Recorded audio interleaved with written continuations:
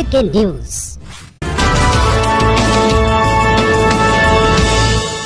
बिस्मिल्लाहिर्रहमानिर्रहीम। अस्सलाम वालेकुम नाजरीन, आप देख रहे हैं JK न्यूज में हूँ आपका मेजबान राजा जुल्फिकार।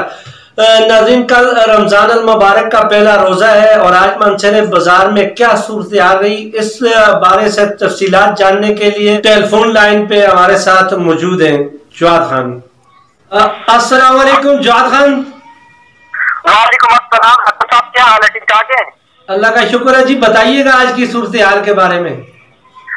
जी राजा साहब, आज JK न्यूज की टीम मंसूरा बाजार में मौजूद थी।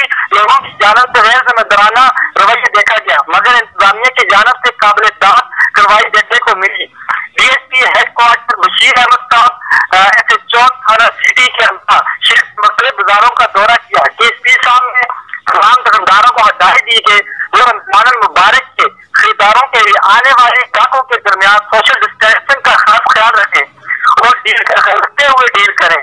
और इसके अलावा आपने आम लोगों को भी सोशल डिस्टेंसिंग और सैनिटाइजर का इस्तेमाल करने की हिदायत की और काफी हद लोगों के और काफी हद तक जुर्म को मुनज़्ज़म करने में कामयाब हुए।